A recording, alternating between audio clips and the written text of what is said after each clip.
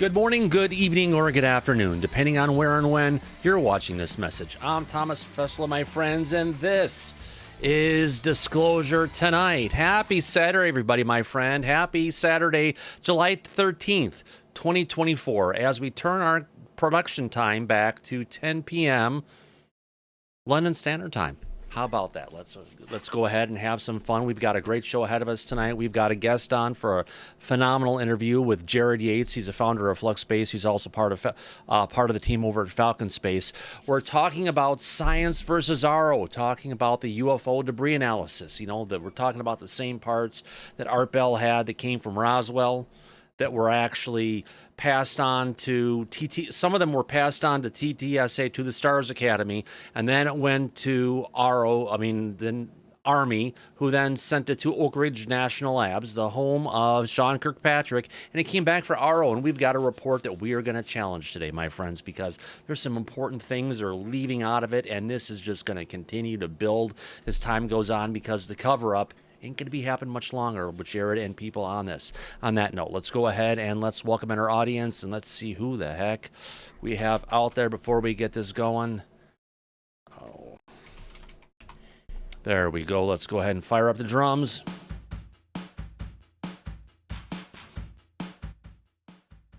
All right, let's go ahead and welcome in our audience. Who the heck do we have out there? Let's see who's there. Abby Arax is here, along with Andrew Donnelly, all the way from Ireland. Let's welcome in Andy W., also known as Yellow Tommy Tanker, from Bristol, United Kingdom. April R. Coleman, Cave Rats here. Charles Kerr, the Charles Kerr, along with Gaynor Andrews. Ginger's around. Would you look at that, Freezer Man? 71 just popped in, and Ginger's here. Idaho strong, like the potato. Jay Katz here, along with Kelly Brote and her piercing blue eyes. Good to see you, Kelly, my dear lady. King Bull, Metal Gaming, Mr. Catfish 2100, Yerp. Good to see you, Mr. Catfish. Paul DeMond, Rachel Osborne's here. How about that? Resonate, along with Shelly Montgomery. Hey, Shelly, we miss you, my friend. Super Unknown's been here, and along with the Chromosome Cowboy, Tia Loreno is in the chat, and she's in the back as well, along with Trevor Williams. And we got Twiggy. Bitty. Gotta have some fun with it, my friends. On that note, enough of the audience. It's that time, friends, to go ahead and welcome in our back panel. Before we start the show, on that note, let me go ahead and bring out our panel and see who the heck we have back there. Well, let's bring up the list for myself here. Well, the first person we have, yes, I mentioned him already. His name is Andy W., and he's from Bristol, UK. How's it going, Andy? Hey, Thomas. Yeah, I'm still vertical, still breathing, still didn't kick this thing that I've been down with, but hey. Yeah, 2 weeks now, so you sound better, though. I'm feeling a lot better. Yeah, still not 100%, but I'm glad to be back with everybody. Are you off your antibiotics by now, or are you still on them? No, I'm on another one. I think I'm on my 10th day of it. I'm on stronger ones now, so yeah, it's great fun. Great to it's have really you. Good to see everybody, and good to see Jarod in tonight as well. It's going to be a great conversation. Show. It's going to be a great conversation, I tell you. Thanks for coming in, Andy. Also in the back, we have our friend coming from, the great state of Michigan. Let's go ahead and welcome in Mr. Hollywood Harold. How's it going, Harold? That's going good here, Thomas. The heat index is getting a little high, so I'd hook up the AC and stuff. So I'm really to see this analysis, though, man, because I've got a lot of questions myself. Oh, yeah. Excellent. Well, thank you for being here, Harold. It's always wonderful for you to be around, my friend. Also in the back, we've got our dear friend, remote viewer extraordinaire. Works with a bunch of remote viewers out there. Let's welcome in our very own Laura Campbell. How's it going, Laura? You're muted. Hi, doing good there. I couldn't get my voice going. Don't give me that much credit. I'm just a tasker, but I am involved with a lot of remote viewing groups, and we do what we can to get to the truth, just like Jarod does, but from the scientific aspect. So I'm really grateful to have this show and hear what he has to say. Thank you for being here, and I will make sure I introduce you as a remote viewer tasker in the future, my friend. Thank you. But you know what? It goes hand in hand. Without the tasker, you can't have the remote viewer doing the amazing stuff. So thank you for facilitating that, my dear lady. You're welcome. Also in the back, we have a friend of ours coming from Southern California, the place you ought to be. Let's welcome in FaZe Will. How's it going, Will? Hello, Thomas. Good to see you, buddy. Love you. Good to see you. Excellent. Thank you for coming in today, Will. And on the opposite coast of the United States, would you look at that, coming from upstate New York, we have Tia Loreno Ibrahim. How's it going, Tia? Hi, Thomas. Excited for the show today. Great to have you here, my dear lady. I love it when you have guests. Oh, yeah. I think we all do. Thank you for coming in. And would you look at that? We've got a friend in the back we haven't seen in a while. Xavier's here. How's it going, Xavier? I'm good, and I'm excited for tonight's show, Thomas. Oh, I am too. And then to round up everybody and bring up our own Mike disclosure. Mike, how you doing, my friend? I'm doing well, and I think we're going to have a wonderful episode for our international audience today. And with Jarod, we're going to be able to expose what the government doesn't want the public to know about. So this is going to be fun. Oh, I think it's going to be a fun time. Holy cow. I appreciate you working with Jarod and all those guys on this kind of stuff. It's an amazing thing, to say the least. If I go ahead and bring this up, I just need the description that I wrote for tonight's show. How about that? Let me turn off the chat so I can go ahead and bring the description that I wrote for tonight's show. How about that? Stop. There you go. Sorry, got the double echo going. So, what are we talking about here today, my friends? Well, I just had it over there. Now I'm going to bring it over here. Let's see. On today's disclosure tonight, science takes on Aaro. When more importantly, the Department of Energy, Oak Ridge National Labs, the place that Sean Kirkpatrick went to work, on their report of the Roswell Crash Debris with Jarod Yates. Jarod is the co-founder of Flux Space. Jarod's analysis uncovered new features of the Art's parts, because these materials originally came from Art Bell, a Roswell crash debris sample, including interesting reflectivity and as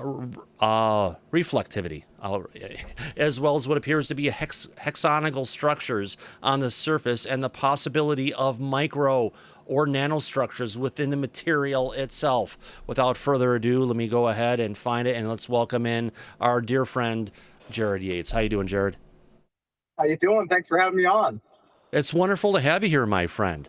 So take us down this journey. You've got these materials that came from, I guess, chain of custody, Art Bell.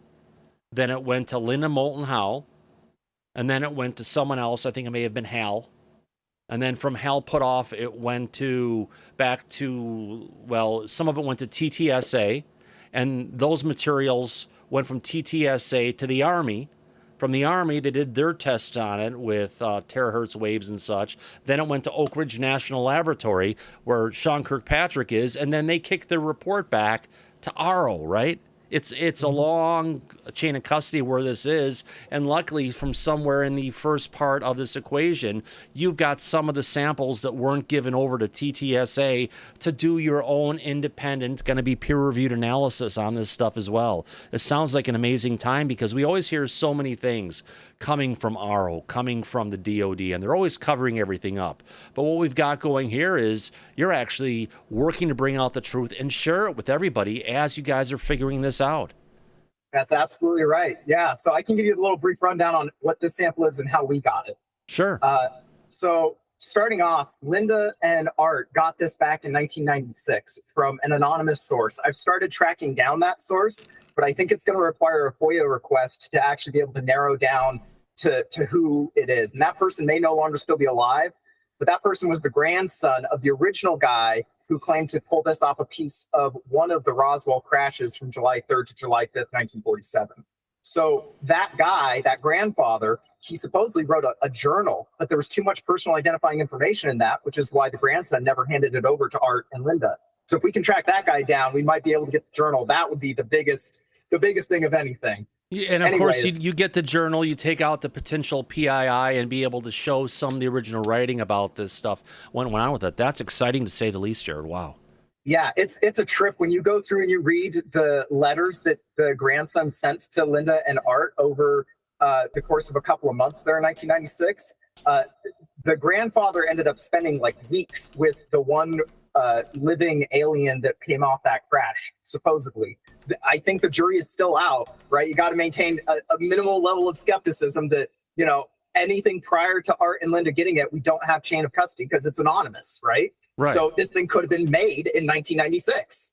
or any time before, right? It may not have come off of a crash alien craft in Roswell. That could have just been a story that was being propagated, right? Which is why we got to do all this testing. And we have to try to find what makes this thing different, what makes this thing weird. And I think we found a few weird things, but the overarching story suggests that it's made on Earth. Whether or not it's made by people, whether or not it's made by aliens on Earth, we don't know that part yet, but we do know that it's made using minerals that were on Earth. So what we're talking about here is the game saying, oh, there's no extraterrestrials here.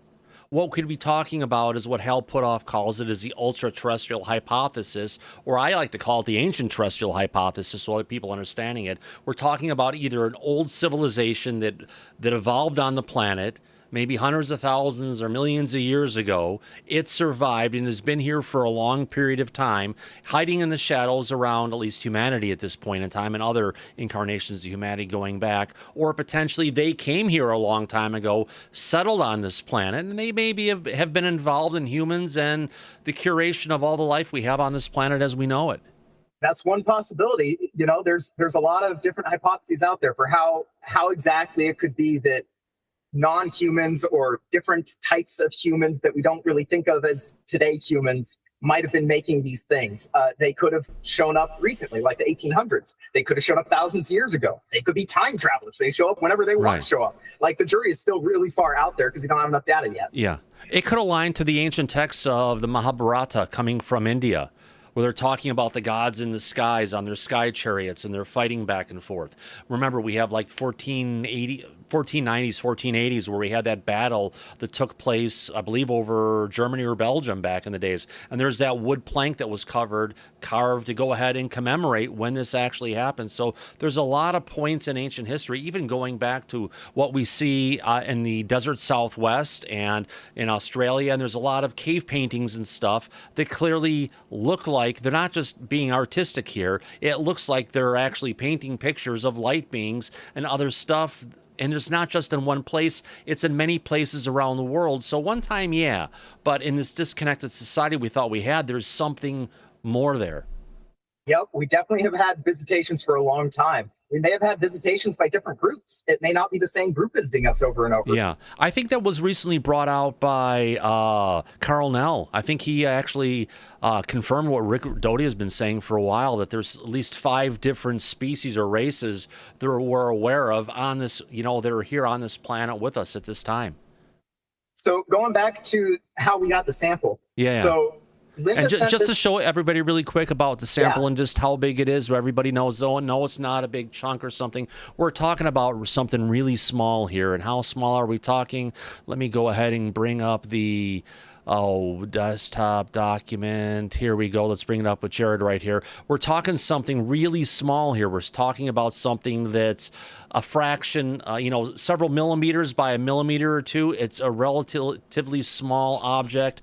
And if I get through some of the pictures here really quick, these are the good ones you want to see. In reference to the size of a penny, it's relatively small. It's a little bit bigger than the text on the penny for the year. So back to your part talking about the chain of custody, my friend. Yes. So Linda sent this sample out to many different people over the decades, right? One of the people that she sent it off to ended up sending it to another scientist to get it tested. And then we eventually got it from them. Now, this person has asked for anonymity. We respect that anonymity. We also followed up and verified, right? Trust but verify that this person received it from that person. So we have pretty decent chain of custody. And from the visual analysis, from those pictures that you saw, it's pretty plainly obvious from the layering and from the other structures on it that comes from the sample that it's claimed to come from. Well, you're talking about layering and stuff. If I go ahead and bring up that image again, what you're talking about is the actual layering of the object itself that was put together, right? Now, some of the stuff that Hal Puthoff had said about some of these potential parts in the past is what we're looking at something that's been put together on an atomic level, meaning you've got one layer of atoms of one particular type of metal followed by another one. And what Hal has said in the past, if humanity, with what we know, tried to reproduce some of this stuff, it's going to cost billions of dollars. and you're going to maybe get, a 1 millimeter by 1 millimeter square cube of this stuff in about 10 years. Now, I've talked to a couple different material scientists on this topic, right? The biggest thing that I want to know is, if we trust the claim, if we give the benefit of the doubt that this came off of something from 1947, is it something that humans could have made in 1947 or earlier? And it turns out material science was pretty well advanced already by that point. Like, something like this might have been producible. Something like this, not necessarily this, but something like this, right, could have been producible in the 20s or 30s. Like, it's not outside the realm of possibility. And I think a lot of the elemental analysis suggests that it came from this type of process, this better control lead refinement process. It suggests it came from a similar process to that, but the lack of lead, and especially lead oxide in the sample, makes it kind of weird. So they said the samples we're showing on the screen here, they said it contained lead, but they didn't come out and say it didn't contain lead oxide, right? And that's the smoking gun kind of. So it's one of those things, we've got the report from Aaro going ahead and talking about it, actually the report that was released from Aaro that actually came from Oak Ridge National Laboratory. Is this the one chart you were talking about before that might show this?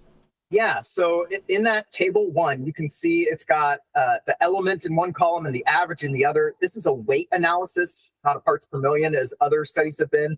But you can see the BI for bismuth is at about 3,800, and then the PB for lead is about 2,800. Elsewhere in the document, it says it was about 1-to-1 in the in the thick bismuth layer, that it was about 1-to-1 for the lead to the bismuth. In another report, I shared a copy of it in the chat here. Somebody dropped this on Reddit about 4 years ago. In that report, they're talking about how they tested for lead and lead oxide. They observed lead in the sample. I have the actual full report there, where you can see the figures and the documents from the X-ray diffraction they did that tells you how much of each roughly there was. Unfortunately, I'm not at liberty to share those pictures. But in there, it shows that the amount of lead that you're seeing in this table is a lot more than has been detected in the past. Also, the report specifically says lead oxide was not detected by our X-ray diffraction analysis in the specimen. That lead oxide detection is a big deal, because in this report... How is not having the lead oxide a big deal? So in this report shared on Reddit, they're talking about how they contacted the guy who was in charge of the big smelting operation for lead refinement, right? The guy who's the expert in the field for this process. And they were saying, what do you notice that's weird about this? And he said, well, that dark blackness on the bismuth, that should be due to lead oxide. That's what we see. But if you're not detecting lead oxide, that's weird. Really? Yeah, if you type in lead oxide, you should be able to find the line I'm talking about. There we go. There we go. So let's see, where does this sentence start? Well, it's a long run. However, in April 23rd, 2012, telephone conversation with Expert X, formerly of the Aaro, whatever it is, Hayden Smelter Complex, Expert X noted that the main black material he had to deal with during bismuth refining was due to lead oxide. Lead oxide was not detected by our XRD analysis in the specimen. Expert X further stated that he had not seen dross of the form taken by the present specimen, i.e. a distinct layered material of contoured shape. However, he was not involved in every operation of the smelter. He did recall that bismuth refining process did involve lead in a mixture of calcium and magnesium, being put into a kettle with a stir and heated to 1,000 to 1,100 degrees Fahrenheit. The dross skimmed off was a burnt orange black and included calcium, magnesium, bismuth, and lead oxide. Bismuth smelting at the Aaro facility ceased in the year 2000. So we found a lot of these other elements in there, right? There is calcium in there. There is magnesium in there. It doesn't say it in this one, but I believe in this other document, it mentions that they found calcium in there. So it like a lot of arrows point, wrong word choice, but a lot of indicators point towards this material having been made in some way, potentially in this method. It could have been made in a few other methods, but because of all these added elements to the recipe that we see, it seems like somebody made this in a, layered, melted, smelting type form. Whether or not that was aliens doing it, whether or not that was humans doing it, whether or not it's a complete disinfo thing that this guy just handed, a piece of, smelted stuff off to Art and Linda. We still don't know until we get better stuff. Now, one thing that we can do is for the sample that Mark Sokol has, because this is his sample over at Falcon Space. Mark Sokol is the guy for this thing. We're looking at being able to do our own X-ray diffraction, which should show us the elements, but also, and this is the most important part, if we can get the really high level X-ray diffraction going, where you can look down at the crystalline structure of the atoms themselves, we might be able to see if there's these special little structures in there that are very unusual. These things are called quasi crystals. I won't. Really you mean time crystals, right? They are somewhat related to time crystals. Yeah. Time crystals are quasi crystals, but not all quasi crystals are time crystals. If that makes sense. Yeah, I gotcha. So there's a lot of magic that you can do with quasi crystals, like a lot of magic. It's been this rabbit hole that I've been deep diving since I got back 2 weeks ago from testing the sample. It's possible that if this thing has quasi crystalline structure to it, that is the real smoking gun, because it wasn't until the mid-'80s that anyone was really predicting these things. And it wasn't even until much later that people were starting to make these things. And it was 2011 when the guy finally got the Nobel Prize for having discovered these things. So if we can show this thing has quasi-crystalline structure, then we know that either it was made after 1984 or it was made by some very advanced people back in the 40s. Now, one other thing that's really important about these quasi-crystal things, it wasn't until 2020 that we discovered something. The Trinity nuclear test site, where they were testing the A-bombs for World War II, they found that those nukes created quasi-crystals. Now, the only other quasi-crystal that's been found on Earth came from a meteorite in some mountains in Russia. Like, these things are not naturally forming on Earth as best as we can tell. They have a lot of other really interesting associations, though. It gets into the woo pretty quick. Like, there's relationships between quasi-crystals and consciousness, both human consciousness and plant consciousness. The quantum gravity research guys over in California with Clea Irwin, like, their whole jam is all about describing gravity using these higher dimensional quasi-crystal things. So there's a lot of angles that end up coming out from that. And it seems like I might have kicked the hornet's nest a little bit by mentioning those. I don't know for sure yet, but a couple of the people who have contacted me have suggested that is a more important angle than I originally anticipated. And I was just looking at the little shiny spheres on the top. If it is quasi-crystal, it's probably not those spheres. It's probably down at the atomic level. It's just I got lucky. So this goes beyond looking at like something that looks like a crystalline structure. You're talking about stuff that's embedded within the small little spheres that are on the surface of the object. Yeah, I'm saying at the atomic bonding level, not at anything you're going to see with your eyes, not at anything you're going to see with the best microscope you got. You got to use like X-rays that are able to get wavelengths down to the structure of the bonding between the atoms there. And just for reference for everybody, that white stuff you see on the left there, that's glue from the previous owner's testing. Gotcha. So if I go back to the album here, what we're talking about is on the right side of the object, you'll see that there's this kind of a material. So that's not actually part of the object. That's just glue from the person who had it before they were holding it down. Yep, some kind of epoxy, because they wanted to put it on a little probe to be able to stick it in to a device to be able to test it while it was sitting on that device. Now, Mark Sokol, he is testing this sample using an anti-gravity idea that was come up with this guy back in the 80s called Alzathon, which has to do with when you get down to the atomic level, you can start rotating the shell of the electrons around the atom back and forth, rocking them back and forth. And then that ends up coupling to the nucleus at the middle and starts making that thing rock back and forth.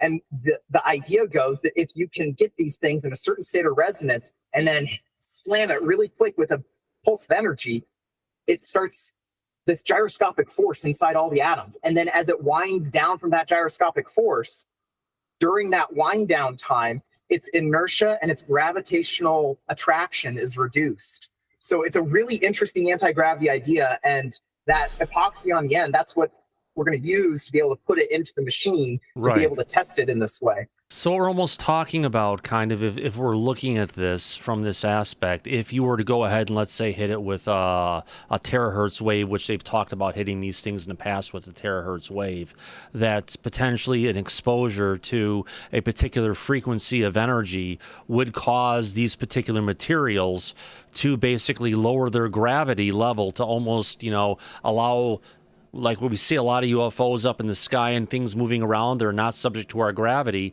There may be some science here in this sample that can be uncovered. So possibly. Now, the Alciphon experiment is dealing in the low gigahertz, whereas the terahertz thing, that's like 1,000 gigahertz, right? Now, if it's quasi-crystals, then it makes a little more sense for the terahertz thing. There might be some other reasons why the terahertz thing would be useful for this thing creating some kind of anti-gravity or gravitational repulsion. But for now, we're testing it with the much more accessible single-digit gigahertz samples. If you want to get those terahertz levels, it's not easy to get. And that's the reason why Linda eventually sold it to TTSA, was because the Army was the only one that had those single-digit terahertz sources of RF energy. It's a really high frequency for RF, and it's a really low frequency for lasers. So it's this hard thing to get to. You can't get your RF high enough, and you can't get your lasers low enough. So the unique middle ground here is a hard place to test, which is why the Army was the only one that had it. It's almost like we need a different kind of technology developed specifically to go ahead and excite this material. Because the one thing we have won't do it, the other thing we have doesn't do it, and it's something in the middle. So whatever this is, we need something that can attack this directly to go ahead and make it does what it needs to do. Because there's been talk for the longest time that, even from Lou Elizondo, was said many times, we understand, at least from the government side, how this stuff works. Now, coming from Oak Ridge National Laboratories, they're saying this is nothing special, but if Lou's saying we understand how this stuff works, but what we're truly missing is the material science to be able to try and recreate and get this stuff there, which kind of aligns to not only do we lack the material science for recreating this, but at least from a private citizen standpoint, we lack the technology which the government may have to go ahead and excite this material. Because if the DoD is wanting to go ahead and use stuff like this and they can't reproduce it, that would come into play why they would be so interested in UAP retrieval and also taking UAPs out of the air, because they want to harvest the materials for their own particular use. Yep. So blue light is a really high frequency of terahertz. Red light is a lower frequency, but that's still like hundreds of terahertz. So infrared, the heat stuff, when you look at something through an infrared camera, you're looking at even lower terahertz, but you're still in the high double digits, low triple digits. For this sample, ideally, you're dealing in the single digit terahertz, which means the deep, deep infrared, which is heat. It's still heat. Now, that's important because there's a lot of material out there that suggests that the bismuth component of this, besides having weird magnetic properties, it also can be used for creating energy or electricity from heat. With that zinc and that magnesium in the layering, that also suggests there might be some kind of electrical component here, because those things are really conductive, but bismuth isn't very conductive. So if it's possible that this low terahertz frequency is a heat thing, and it's converting that into electricity, that's just another angle that suggests this thing's weird. Most of the other materials out there that I've found, and by the way, I'm not a material scientist. I'm an electronics guy. I'm a radar guy, kind of a physics guy, and an optics guy. But anyways, material science, that's a whole other ballpark that I've just been having to deep dive lately. Anyways, for this bismuth magnesium zinc layer, it's weird that there's bismuth in there. A lot of the other stuff doesn't use bismuth for anything other than like heat energy generation stuff. Maybe for the magnetic stuff because it kind of repels magnetic fields, but it's really weak like that. So if it was going to be used to be a lifting device using this magnetic repulsion, you'd have to do something to amplify its ability to repel the magnetic fields by like a lot. Right. Well, it's not even just to magnitude. lift it, because a lot of the craft we're seeing out there today and some of the videos that are very, if you want to call it, very accurate, you're seeing stuff where these craft are sitting idle in air and winds aloft, not moving, instantaneously accelerating from being there stationary to like 12, 13,000 miles per hour. So there's they've got something that can potentially excite these materials to deliver big bursts of energy. Yep, Dr. Kevin Knuth has done some really good studies on this, and he's shown like the levels of acceleration that we're looking at for these things should not be possible. It would tear these craft apart to be accelerating at 300 Gs of acceleration. Anything inside would be turned to jam. Right. For the average pilot, they're pulling 10 Gs for a second and a half and they're passing out. Right. So for something to accelerate, 0 to 30,000 miles an hour in a split second. So we're talking about multiple things at play here. Something with the craft that can get it to do what's going to go, but then there's something else that's potentially creating a gravitational warp field around the craft. So when the craft is actually moving around, it's not actually the craft that's moving, it's the warp bubble that's moving. Everything inside of it is stationary, just like we're sitting here talking today, but everything on the outside is the Wild West and is subject to the forces of gravity. And that's just kind of maybe part of this, or maybe something else is just another layer of this UFO onion. I think there's another case out there that kind of sheds some light on this, and it made the news again here recently, but that's called the barbell case, MUFON case number 74282. And in this barbell case, one of the important parts about this case is this guy who was a very highly qualified scientist who observed this thing at pretty decently close range. He observed this craft and he saw a trail of ions kind of flowing down the backside, almost as if that was part of its propulsion aspect. But here's the problem with that. If you wanted something of that size, which was, in the dozens or hundreds of tons of weight, if you wanted to use an ion thruster to be able to get something that big to be hovering and like floating, it would be like a rocket coming out of the bottom, right? That's like basic. If you want something heavy to lift up, you got to have the equal amount of heavy coming out. Well, that wasn't happening with that thing. So I feel like that suggests that they're doing something to modify how much force it takes to move this thing around.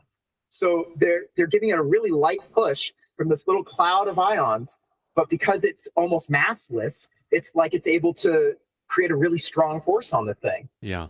Talking about that ion trail, I've seen many recordings of it, probably about less than a handful so far, of a cigar-shaped craft that almost looks like it's got a corkscrew of kind of energy going around it. And as it's shooting across, there is that little trail that kind of goes behind it, and that's the only object. But I've seen that kind of effect like you're talking about on that particular kind of craft multiple times. It seems like it's a repeating story. And Rick, if you have things you want to add to this, please feel free to join. There is one other case that I think is really important to share too.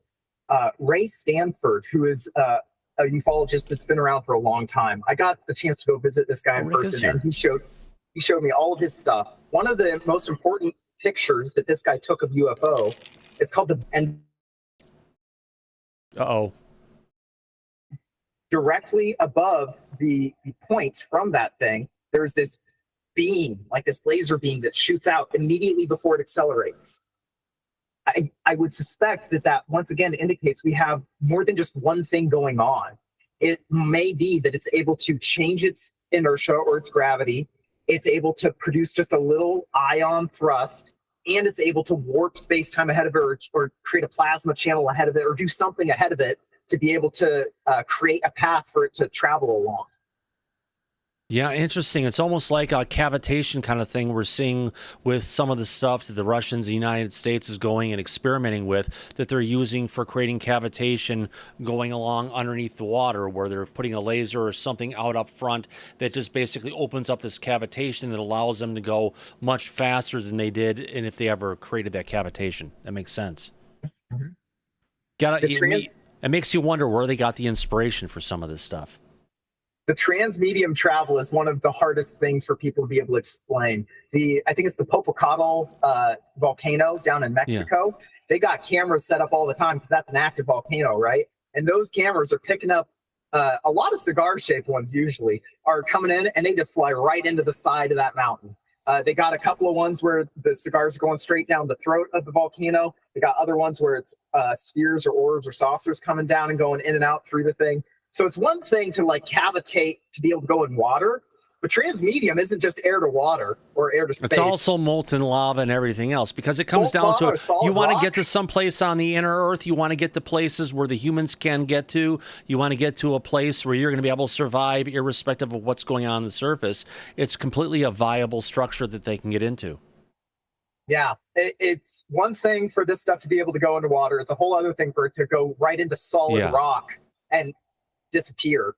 Now, one thing that we've heard in the past is that when these craft are going from outer space into our atmosphere, it's putting off a gravitational wave that can be detected from one place on this planet, the LIGOS.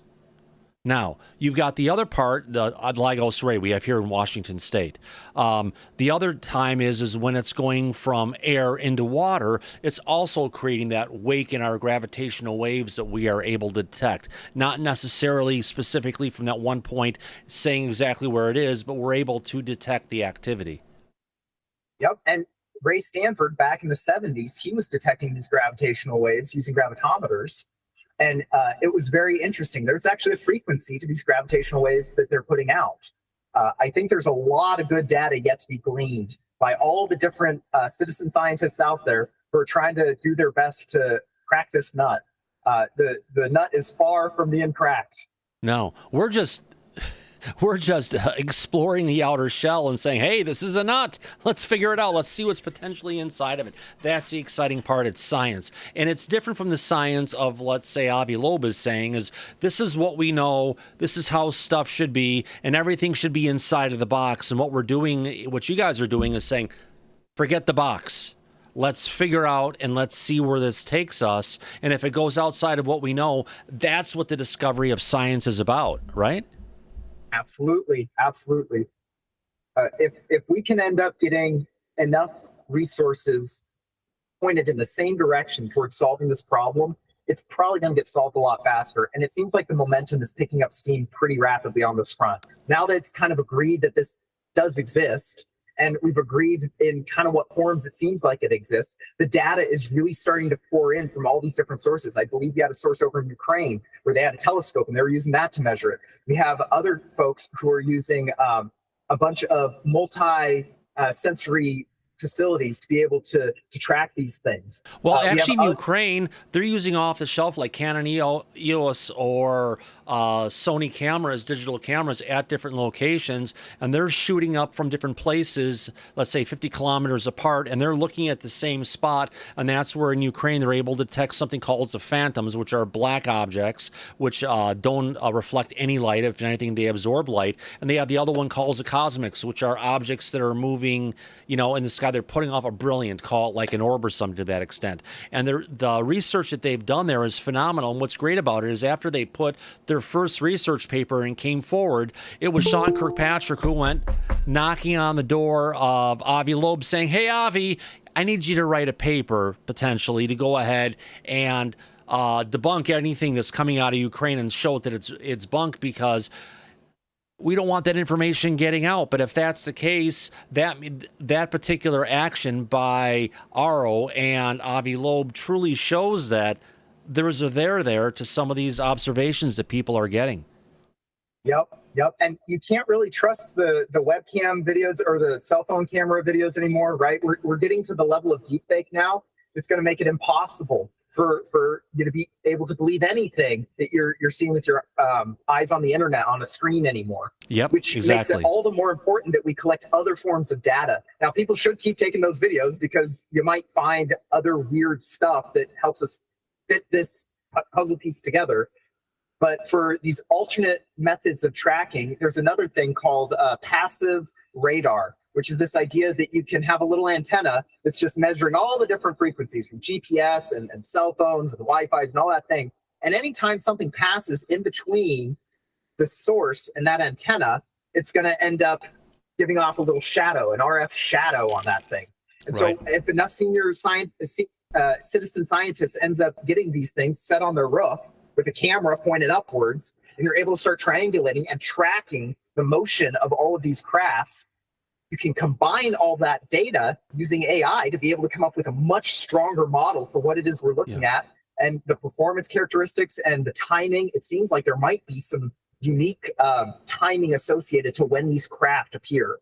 Yeah, there's something that goes on. Dr. Jim Segala, who's been on here, he's got a MUPOS device that looks in the gamma ray and microwave spectrums, and they found correlations going for when there's spikes in some of these particular areas that they're able to actually like go back, look at the visual stuff to see what's going on, because there's indicators in these different waves of frequency that things are going on. And because the truth, I mean, we've heard this many times in the past that these things it's a shadow biome, but it's a shadow biome, and it's not just they're here or there. They are literally everywhere around us, but they're smart enough and have the technology just to stay out of our visual spectrum and potentially to stay out of the spectrum of a lot of the most commonly used devices that we have out there. Now, one thing you're saying about cell phones, the important part about it is when there is an actual sighting and things are going on, the way you get an idea of this is being real or not is if you have a sighting like happened last year off of San Diego and Tijuana. You could saw those orbs that were out there to figure out it was actually flares being dropped. If there's a big sighting going on and there's something going in the size over a major city, you're going to have 20, 30, 50, 100 people all being able to capture it. But if you get to an incident that goes on where it's only one person capturing this unbelievable, amazing thing, you have to call bullshit because, like you're saying, the ability to deep fake this stuff is so strong these days that it's going to be hard to figure out what is real and what is not. Yes, I think there's also a lot of other data to be had out there. There's a lot more civilian satellites going up, and the cost of getting satellites in the air is going down. And it's possible that we might be able to get enough micro satellites up there with cameras and other good equipment on them for a lot cheaper. Now the tech is getting cheaper, and it's getting cheaper to put them up there. It's already apparent that NASA satellites have captured these things. I've seen a few where the SpaceX satellites are catching these things, if you take all of that data, you combine it with all of the Tesla camera data, and you have a lot of different cameras pointed in all these different directions. If we can start collecting that data and feeding it into some machine learning algorithms that can start identifying multiple angles, times, elevations, altitudes, all the good data that you can get out of that, this ain't going to be a secret for a whole lot longer. More data equals more proof.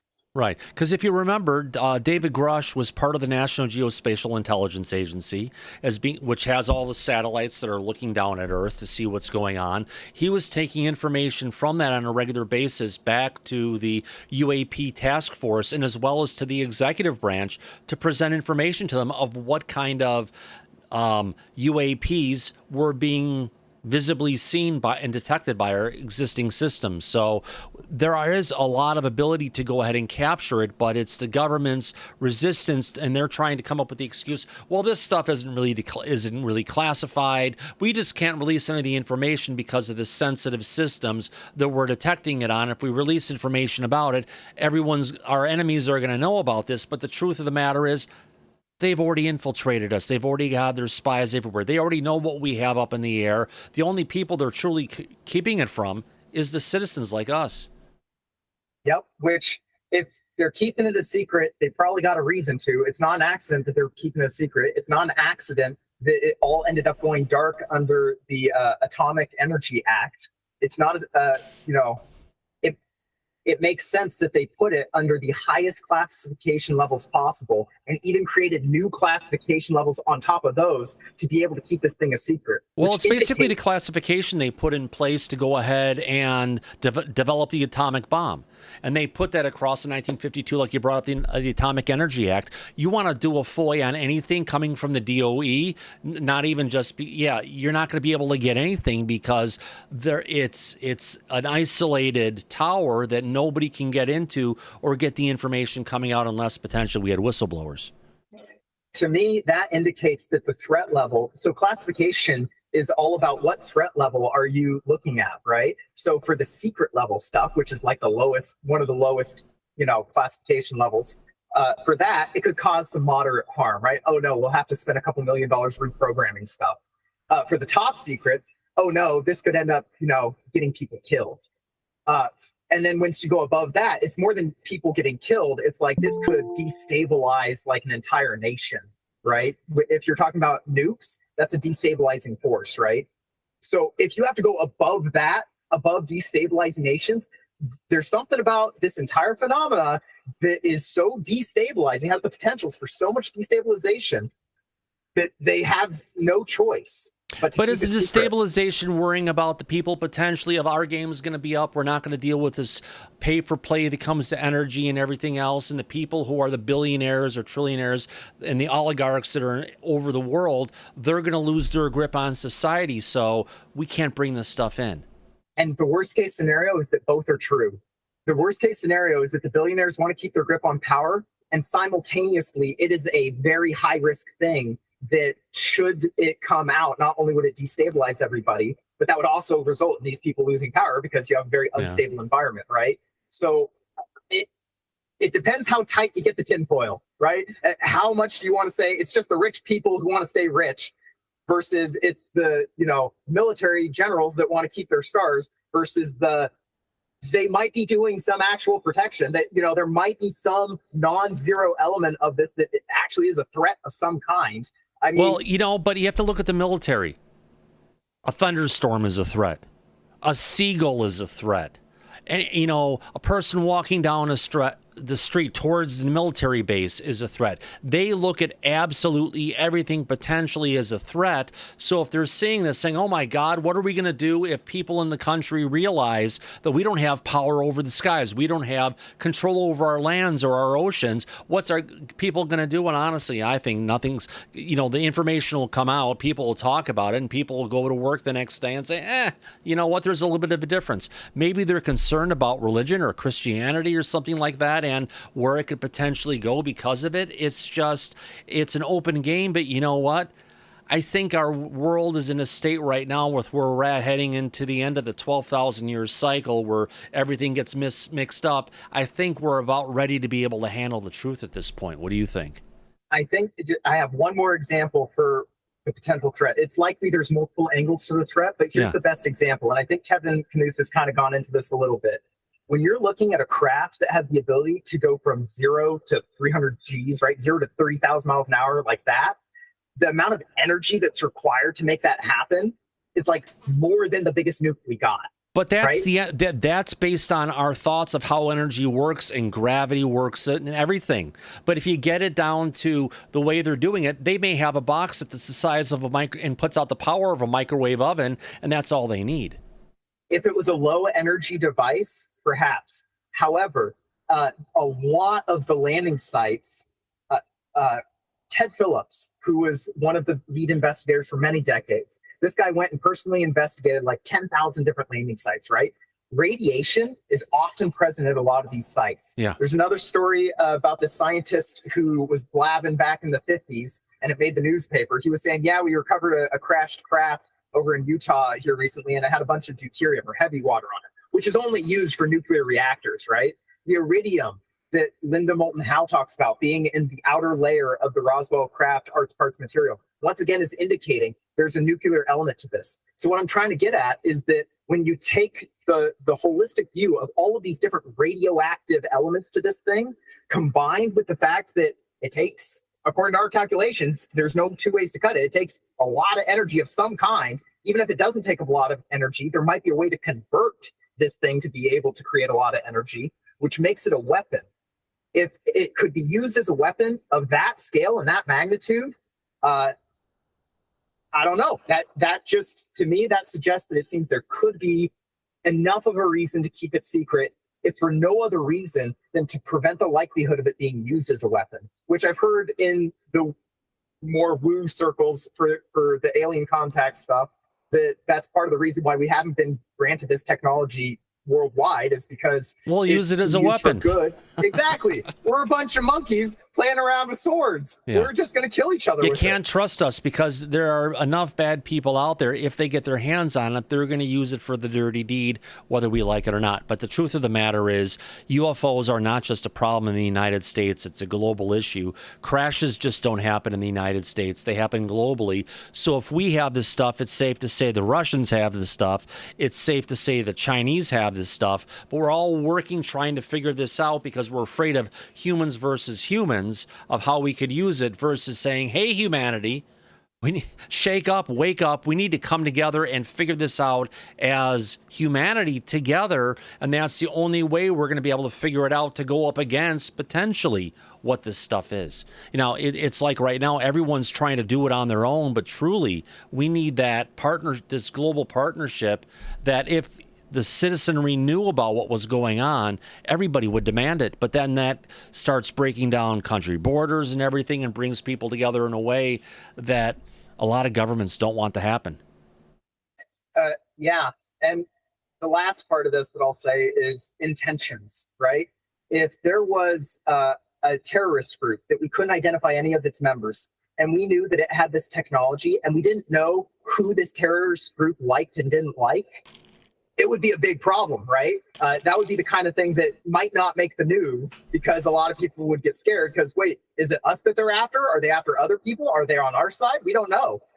With the alien component to this, it would seem like the intentions still are not entirely clear, because they haven't revealed themselves to everybody yet. So we don't know whether or not they're our friends or our enemies. A lot of contactees said, no, they're nice. There's some other contactees that say, no, they're not nice. There's some stories out there of human mutilation stuff that suggests that they definitely don't have our best interest at heart. There's some other ones out there where there's miraculous healing. They got rid of my tumor. So again, that comes down to, thank you, Faisal, and everyone that's been giving a super chat so far. It comes down to, we have potentially 5 different races or 5 different factions of aliens that are here. It could explain why we have one type of craft and configuration on the East Coast of the United States, and a different type of stuff we're seeing on the West Coast of the United States. Think of territories of the oceans, potentially, maybe the land, of where these things are actually trying to go between. So it's just an interesting situation to say, yeah, they could be used for good, they could be used for bad. We've got some people saying, oh my God, like Stephen Greer, oh, these are wonderful creatures, they're here, they love us all, they're not going to do anything, it's all rainbows and unicorns. But on the other side of the fence, we've got the ones saying, no, these things don't have a soul, they feed on our consciousness, they feed on fear and hate, and it's just kind of, it's a Pandora's box of ideas of potentially what could be going on in the shadow biome, and what's going on behind the scenes that's truly affecting humanity today. Yep. Here's another piece. Go ahead. Okay. Another piece of data that folks might like. So I have a friend who's a data scientist who collected 50,000 different sighting reports, right? And he collected them all into this single model, and he was able to identify, time, date, location, all this great stuff about it. So I got really interested in the flying triangles for a while. And just as a fun fact for people, when you look at all of the sightings of flying triangles, the majority of them, first off, the majority happen within 100 miles or less of a nuclear reactor. They're really interested in the nuclear stuff. But also, a lot of them happen around the Great Lakes for some reason. For some reason, that area of the United States seems to Great Lakes in the United States, but there's also a lot of them showing up over United Kingdom, over France, over Netherlands as well, in that small group area. But then again, it's potentially near military or nuclear assets that are there, whether it's nuclear power plants or we have nuclear weapons that are stored there. They're attracted to it almost like people driving past a train wreck. You can't but stop and look at it and say, I can't believe what the hell are they doing here? I can't stop looking at this. Holy shit, are they really doing? Are they that crazy? Yep. Now, I'll also say this about the flying triangle. Some folks have said that none of them were ours, right? I've talked to other people who worked at different military bases and saw these things sitting on the tarmac. And it wasn't the triangle blimp, which is the stealth blimp, which could be mistaken for it in some ways. No, this was the traditional, really freaking big flying black triangle sitting at a U.S. military base, not in the U.S. Gotcha. So it's something that we may have gotten from a crash recovery, or it's something we try to rebuild, potentially using technology from capture down UAP. Back during the SDI era of 1980 to 1990, it was during that time that a lot of my research suggests that some pretty big nuts were cracked that are still secret to this day. Things like anti-gravity and fusion.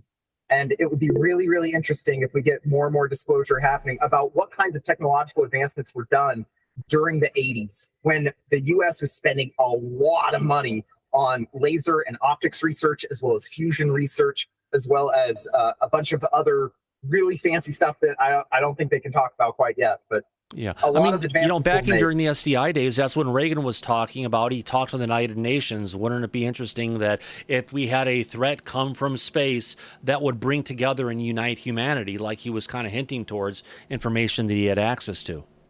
Yep. If you look at the Majestic documents, I think it's majesticdocuments.com or something like that. You can go look more. Yeah. Yep. So some of those suggest some really interesting conversations between Ed Teller, father of the hydrogen bomb, and the guy in charge of SDI in an unofficial capacity, the guy who started SDI through his conversations with Reagan. According to that, Teller was saying we need to be able to make the space lasers and the space planes to be able to go fight the angry aliens that are coming to attack us. It's a big old bowl of salt, right? You got to be skeptical about all of these kinds of claims, especially when a guy told a guy who gave it to, right? Nevertheless, it's always good to keep these things in the back pocket, because you never know when you're going to come across another corroborating piece of evidence. Absolutely, absolutely, my friend. Now, I do have one of the pictures up. I know we were talking about this before the show. Let me go ahead and bring this up again with you here. This is one of the pictures of the material, and on the back of it, we have some kind of polygonal kind of structures. And you guys are looking at this, trying to figure out if it's one way or the other. Do you want to fill us in on that? Yeah. So as you look at that, you see what looks to me like hexagons that are slightly deformed. Whenever you are looking at something with those three angles there, those three parts that are all touching, that's when it's starting to look like the hallmark features of hexagons. Now, because the size of this sample, it's hard to say. There's only maybe 6 or 8 of those structures on there, right? And they're not of the same size. You got some bigger ones and some smaller ones. Those might just be artifacts. If we got the ability to test the larger sample, it'd be quite interesting. When you look at the TTSA pictures of the underside of their sample, none of them are close enough. That's the other thing. We took a bunch of microscope photos, 1000x zoom microscope photos, over 200 of these things we took, plus videos, and we posted these things online. To date, no one else has posted that level of clarity and that many pictures of these pieces, which is kind of the biggest travesty. These things have been around for so long, and no one has posted just pictures, just good pictures. We have what's your thought on why? Are they just trying to keep a lid on it? Are they trying to say, this is my stuff, I'm not going to share the information with anybody else? What are your thoughts on that? I think it's hard to disseminate information about this. When you start looking at the people who are requesting anonymity, these scientists who are in senior positions, who are very well respected in their field, who don't want anyone to know that they're testing this. They're just doing it as a favor for another scientist or for somebody, for Linda. It kind of starts making more sense why we're not getting more of these pictures. It's still a tragedy, though. Like, Linda could set up, somebody just with a really good macro lens and really good lighting and just put out 1,000 pictures of these things, right? It wouldn't take, I wouldn't imagine it would take much of anything. But yet, here we are. She got the stuff in 1996, and here we are in 2024, almost 30 years later, and these are the first awesome pictures we get of these things, and it's of a rice grain sized sample that we just got lucky enough to be able to get. That's what's kind of crazy here. Right. And again, you're saying rice grain size type sample, and we know the government would have pieces that are much bigger than this, because potentially they've been talking about, like I said again, I'll repeat it again, using this material for, in conjunction with our existing material science, to go ahead and create our own, if you want to call it, hybrid vehicles, potentially have some of the properties of a non-human intelligence melded in with what we can actually create today. Yep, it's possible. One angle that really kind of sticks out to me as likely, I'm not going to put my chips on any one bet quite yet, but it seemed like the U.S. was trying desperately to make its own versions of these craft. That it came into possession of some of these craft one way or another, and then it tried to make its own. Because of all of the terrestrial material we see in this sample, because of the ability to make this stuff back in the 20s and 30s, if the case that this is a Roswell crash is true, but we disregard the case that alien bodies were present, if you take that angle to it, it starts becoming more and more noticeable that this might actually be a human-made thing, made by humans for humans, once again as a response or as a breakaway of being able to recreate our own versions of these craft. Like that's the angle that I'm thinking is the most likely for what we're going to find out from these samples. Right. Unless we find quasi crystals, in which case all bets are off. Right. Because again, that would be something that we would have no capability whatsoever to put together, especially back in 1947. Absolutely. Interesting to say the least. Mike, you've been in the back kind of quiet. I know you've been involved with Jarod for a while. Yes. But I have to say, the conversation has been absolutely on fire the whole time. Thank you, sir. You've been doing an excellent job, Thomas. I'm impressed. Yeah, no, I agree with a lot of the points that have been made so far.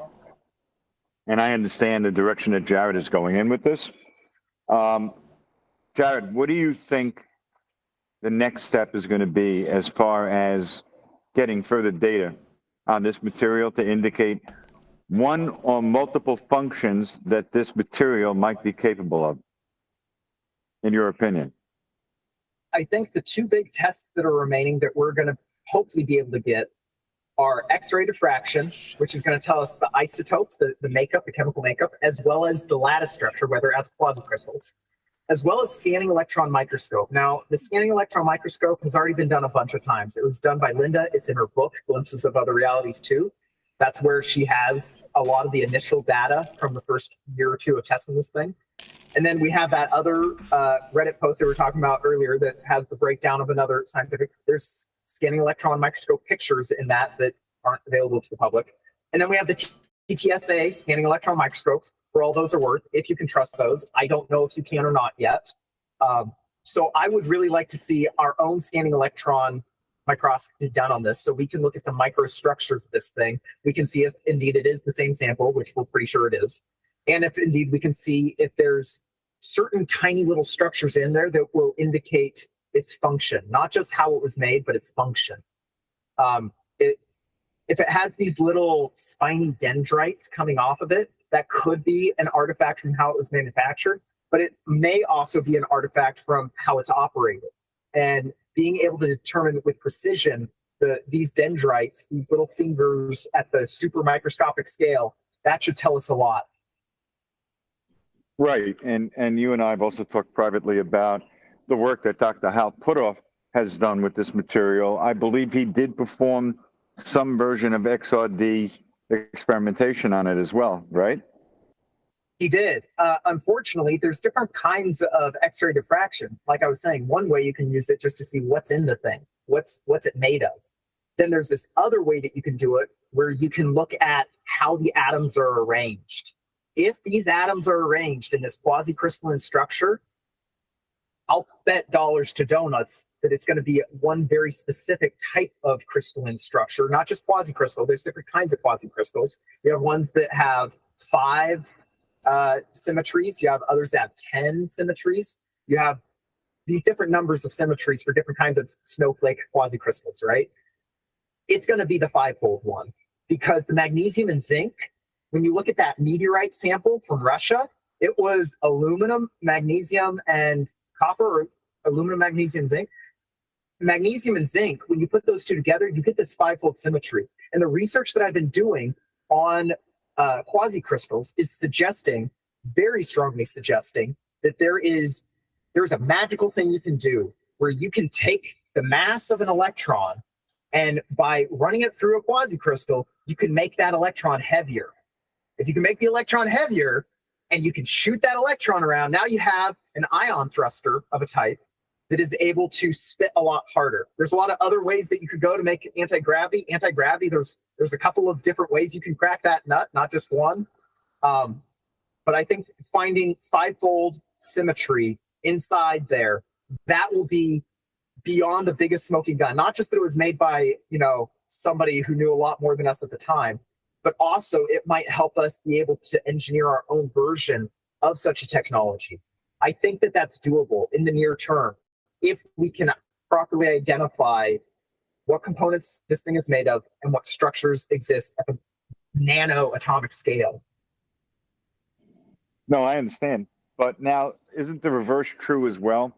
That if you could make particles heavier with the same process, or by reversing it, wouldn't you also be able to make particles lighter? Yeah. So math, right? You see where I'm going with that, right? So this is where we start getting into the nuts and bolts, the nitty gritty. So you have two kinds of waves. You got light waves and you got sound waves. Well, guess what? They both can carry momentum. Momentum means thrust, right? So you can have a laser beam shooting out of the back of your ship, but you're going to need gigawatts to be able to go a couple miles an hour. It's very inefficient if you shoot light out the back. Sound waves, well, there's nothing in space to vibrate like air, so you can't really get sound waves in space. You can only get it inside a material. Well, quasi-crystals have a really cool feature to them. Because they exist with this weird extra symmetry, if you wiggle one side of it, you end up wiggling the other side at the same time. It has this non-local thing. You can kind of like tunnel these sound waves in a way. That's like really, really important. Quantum entanglement. It sounds like you're talking about quantum entanglement to a degree, right? Yep. So normally sound waves, there's only 3 ways that a sound wave can propagate. And I won't go into those ways how they are. There's only 3 ways though. Well, on a quasi-crystal, there's 6. Well, if there's more ways that this thing can propagate, there's more ways that the momentum from a sound wave can be contained in there or distributed in there. It's possible that you might be able to get propellantless propulsion by being able to control the momentum that you get from these sound waves. As you get all these sound waves in a coherent beam, like what's called a phaser, it's like a laser, but with sound waves. If you're able to do that and you can control that and you can amplify that inside the material, and at the same time, you can distribute that and convert that into electrical energy because you have this electric conversion process from the bismuth. It's possible you might be able to get some propellantless propulsion thing that can put out hundreds of thousands of newtons of force, right? It's like the amount of force you would get from like Star Trek Enterprise levels of force off this thing. We're talking warp drives here. And that's like the lower level stuff. That's not even getting into the super higher level stuff of like computational hacking the universe type stuff. That's a whole other can of worms. At the minimum, though, being able to control the sound waves with the quasi crystals is one way that you might be able to get some anti-gravity stuff coming out of this.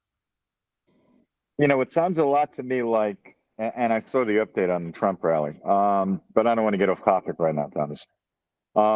It sounds a lot to me like you're describing some form of higher dimensional physics that this material may possess. Am I right or wrong about that, Jarod? I think you're right about that, but it gets a little bit sketchy when we're talking about higher dimensions. So with quasi-crystals, these things, they exist in our space. They're 3-dimensional things. It's just they have added abilities to them. Kind of like when you close scissors together, you get like the slicing motion between them, or if you take 2 laser beams and you cross the laser beams across each other, the point where those are crossing can go really, really fast, right? A lot faster than other things.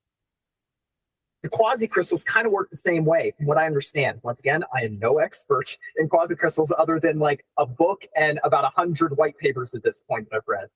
So as far as I understand it, the gist of these things is that by wiggling one side of it, you're able to wiggle the other side simultaneously. That's a fancy thing. That's a higher dimensional type thing, right? It's not necessarily that you're sending a signal into hyperspace and it's coming back down there. But then again, maybe it is kind of like that, kind of like quantum tunneling.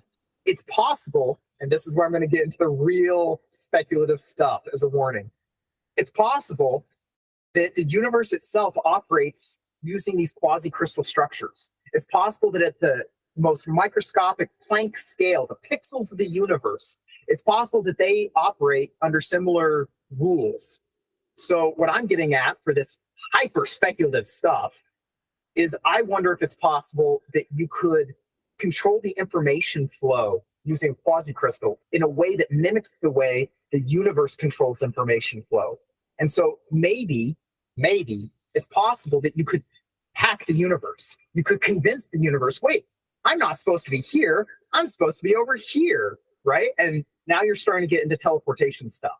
Like I said earlier, the quasi-crystal stuff is a huge can of worms that I think has barely been scratched. Right now, the only people, as far as I can tell, that are studying quasi-crystals are mathematicians, because it's a mathematical object before it's a physical object. It's got some really cool math stuff to it. And that's how it led into being discovered in the 80s, was first as mathematicians going, wait, this is a thing in geometry. And then as a physical thing, though, those are material scientists who are using it for certain other applications. They're using it for like being able to make better batteries, or they're being able to use it for maybe some good optics stuff, right? There's all these material scientists who are using it for different ways. It seems like there's a couple of information theoreticians, the people who figure out how to make computers run faster. It seems like some of those people as well, they're kind of like the intersection between the mathematicians and the material scientists. These are the guys who say, is there a faster way that you can convey information from point A to point B? Is there a more robust way where it'll have less errors? I suspect that is the area where it's most likely that we'll be able to find out if these things are so superior to any technology we have at the moment. That's where you're getting into photonic computing, where you're doing, instead of transistors and little electronic switches, you're starting to use light switches. So instead of using electrons, which have mass, which are heavy, you use photons or light, which is massless, which is a lot faster. So this optical computing, that's super fast already. But using quasi-crystals, it might be more than super fast. It might be super robust, as well as super energy dense, super information dense. There's just, the sky's the limit when it comes to these things. It sounds like you're describing instantaneous computation. And once we get into the quantum computers that they're doing work on, and we're getting into quantum tunneling, quantum entanglement, again, this vaguely sounds familiar with multidimensional physics. Does it not, Jarod? Yeah. In fact, quantum computing is where I have found a decent number of the white papers on this topic, on how to use quasi-crystals for computation. There are these really higher dimensional, 8-dimensional math things out there that are already used for describing quantum computing. And it just so happens, these 8-dimensional things, they're called octonions, these 8-dimensional things, it seems like they're really, really good at describing quasi-crystals as well. Well, whenever you have one thing that describes two other things, there's a strong chance those two other things have some overlap, right? That's what the quantum computing scientists are starting to discover, is that you can use some of these quasi-crystalline structures for some quantum computation that allows for much more robust computation. And my personal pet theory is that the universe seems to act like a quantum computer of a sort. It might actually be a computer, we're living in a simulation, or it might just be that model, that mental model for thinking of the universe in that way, is very, very effective. Either way, though, if you can come up with a quasi-crystalline quantum computer that is tricking the universe into doing what you want rather than what the universe wants you to do, sky's the limit. Yeah, I agree. And it's a good thing that we happen to have our in-house mathematician, Rick Doty. Rick, could you add some insight into what Jarod is talking about as far as the computational math, in your opinion? Rick? I hope he's not in the library right now. Rick, are you there? Okay, well, maybe not. Yeah, it's too bad, because I know Rick is very familiar with what Jarod is talking about right now. as far as the material itself and the layering, is Jeremiah Pop over at Falcon Space working on that as far as trying to figure out the material science and recreate the material at one point? So around Falcon Space, we have a team of experts in a lot of different areas. Jeremiah is one of those members. And so this team of us, we're all in constant communication on what's our next step, where are we at in that next step, what are all the different possibilities that could be going on for this. And of course, all of this, we're going through Mark because it's his lab, it's his sample, right? He has full custody of this thing, and we ain't stepping on any toes. The cool thing, though, is because we have such a really unique team with a very unique set of skills, we're getting a lot of different ideas on different ways that we can go about testing this thing and the different potentialities that this thing could end up doing. No, I understand. And I think it's major breakthroughs could be possibly right on the forefront. And like you said, once you have a smoking gun, any smoking gun in any area of this research, that's all you need, because that will then open the doors to more research and more breakthroughs coming as a result of this. And I think that you're on the forefront of this, which is why you came on to talk to the public and the audience about the work that you're doing. So they're aware that we're not reliant on the government at this point any longer to share any of the research that they've been doing for decades, and they've been working very hard to cover it up and keep it out of the public domain. The work that you're doing is especially important because we're trying to bring that out. So it's amazing. Absolutely. I've been very blessed to get to be a part of this. It was complete coincidence that I even got a chance to be present for this. I had originally gone over to Falcon Space because I have a background in fixing radar equipment. Well, that Alzathon thing that I was talking about earlier, that is radar type stuff. So I'd gone over there to help Mark with this radar stuff. It was the day before I was supposed to leave. And he ends up finding this sample that he'd been sitting on and didn't know it. It came in a package. And we were cleaning up the lab. He's like, hey, look what I found. And we all got really excited. And it was just this huge coincidental thing. Also, I have a specific set of skills. I worked on microscopic optics equipment for a couple of years. And so I was already fairly well equipped to be able to observe these microstructures that are present in this thing. It was a really lucky happenstance. And the fact that I'm already associated to Mark and I'm already, a colleague of sorts with him between his lab and my lab, that I get to be a part of this. It's super exciting. And the timing, the coincidental timing of Aaro coming out with their report just days after we came out with ours, even though they mentioned back in March, yeah, we'll tell you guys something sometime soon, even though they've had the sample since 2019, days. And then they mention, oh, by the way, guys, here's our report. It's a big old nothing burger, nothing to see here. It's a balloon, like Kirkpatrick has been saying the entire time. No, it's not a coincidence, Mark. They're trying to obviously cover their ass about this type of research. And I'm glad that you're able to come forward and explain to the public and to everybody to let them know exactly what the hell is going on. And the work that you and the group is doing to provide answers like that to the public is really what it's all about, because we're not going to get it anywhere else. And that's why I'm very grateful that you allowed me and Thomas to be a part of this and involved behind the scenes with the work that's being done, because we believe that a collaborative effort is really what will make the difference as far as any real breakthroughs that could happen moving forward. That's exactly right. We haven't had the kind of transparency that my group believes that its core is necessary. So the fact that my group is the one that happened to get this sample, and we're extremely open and transparent with the public on it, everything, because that's kind of like our MO. It's providence. It's fate smiling upon us. It's the universe saying, hey, it's a little late already. Let's get this nut cracked. Let's start telling everybody what's going on. Yeah, I agree. And you know what? We're on the forefront of being able to do exactly that. We're going to be able to crack this nut at one point, and when we do, full transparency, the public will be well aware of it. And that's why a very collaborative effort to put all our heads together and work behind the scenes to accomplish this is going to be what it takes to finally have something like this happen. No man is an island unto themselves, as the saying goes. And if you're trying to bite off more than you can chew, that's why you're never successful at that. But a group, collaborative effort, I think will finally be able to bring the truth out to the public that richly deserves to know this information and the truth about the world around us. And the work that you're doing is truly amazing. And we're very grateful to bring it out and to be a part of it.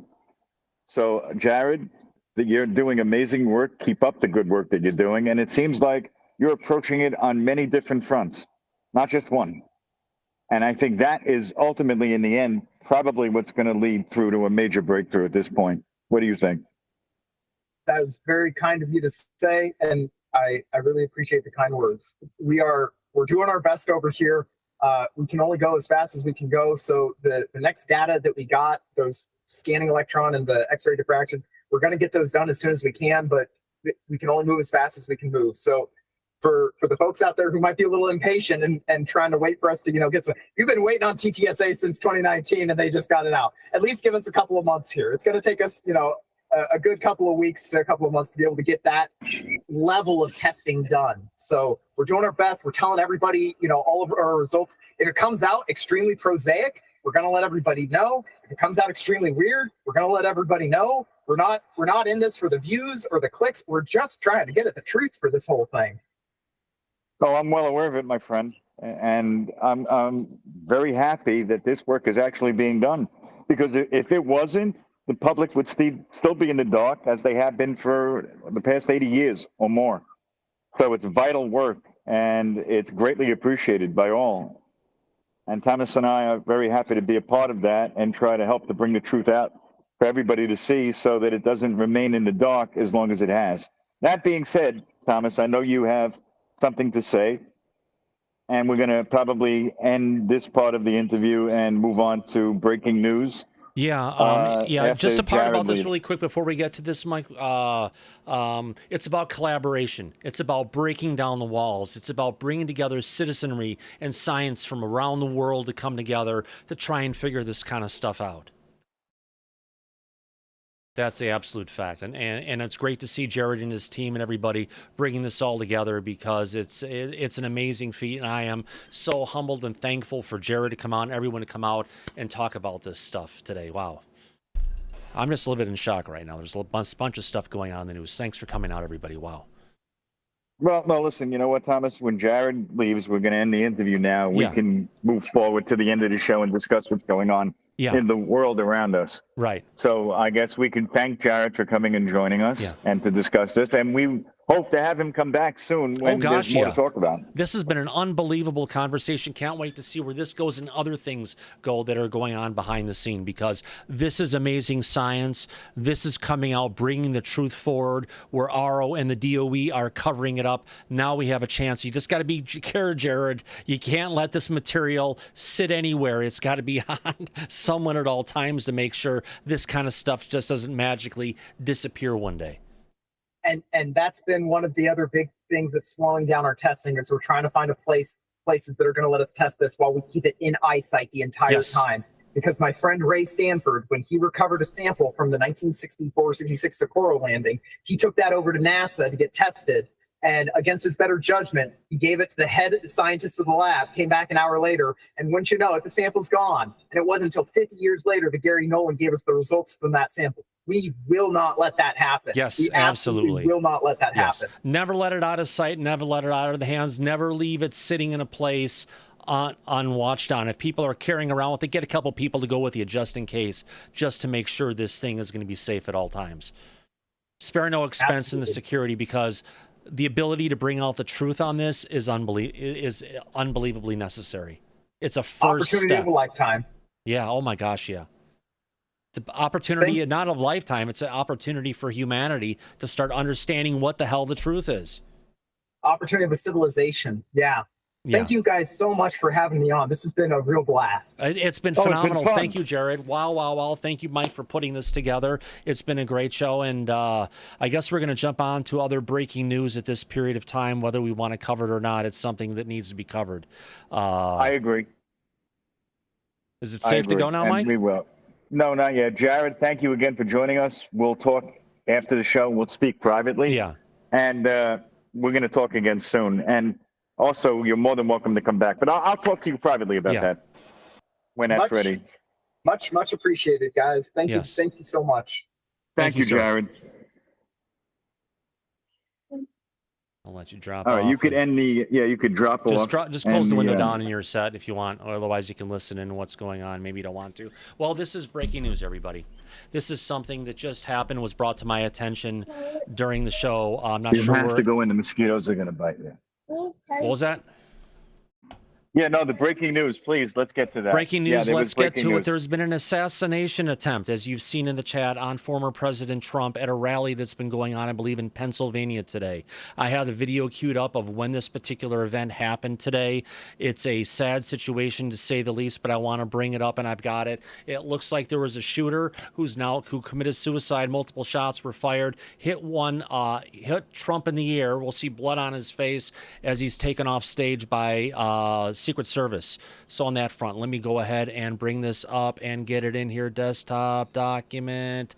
All right, here we go. We've got the rally up here. Let's go for full right now. I'm off here. Let me just go ahead and hide this down so everyone can see what the hell's going on. You know what? You may or may not have the audio. Let me just double check to make sure the back is going to everyone's going to have the audio on this. Let me hide that where what I've got selected right now. I've got the viewer call in. Let me make sure the audio is there for the audience. This is coming from Meet Audio for the back. They've got Brave is turned on. Chrome is now Google Chrome. We got it on for the back. And then I want to get this for the audience, OBS Composite Auto. You've got Chrome as well. Let's just play this this little piece and see where we're going to go. Here we go. This is right before it took place. Let me kick the audio up. Here we go. In fact, if they could ever put up a chart, I don't know if they can do it. Do you guys have access to that chart that I love so much? You don't mind if I go off teleprompter, do you? Because these teleprompters are so damn boring, I try and explain all the time. Here we go. My guys, take a look at that chart. Take a look at the arrow on the bottom. See the big red arrow, right? So that's when I left office. That was the lowest point, and that comes right from the government services, comes right out of Border Patrol. Take a look at that. So that arrow is the lowest amount of illegal immigration ever in recorded history into our country. And look what, and you know, that's a little bit old. Said, take a look what happened. So 3 shots were fired. Wow, a bunch more shots were fired. They're spraying water for some reason. That was probably the shooter getting taken out. We're going to zoom in now. You've got the police. Trump is down on the ground at this point in time. He's surrounded by Secret Service protecting him.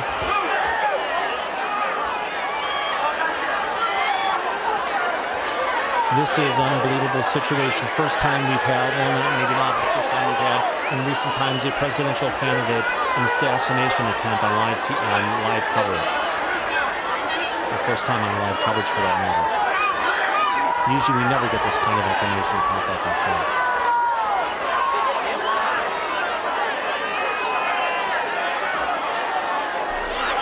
There he is. We're going to bring him up. Clearly, the president has blood on his face. God. Is he okay? He's okay. They've got him. He's got blood on his face. This is terrible. I know. There he is putting his hand up, and he's pissed off. He's saying fuck, this is so yeah. bad. Fuck, yeah. This is why he's right here. There it is. You can see they hit him in the ear, and he put his hand up. They were that close. They almost freaking took him out. Wow. Oh, my God.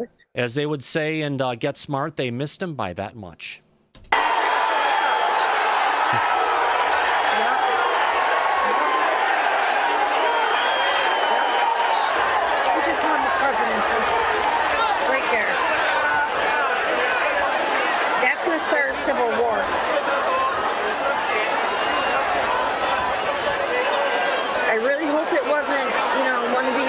No, it won't cause a civil war. No, it won't.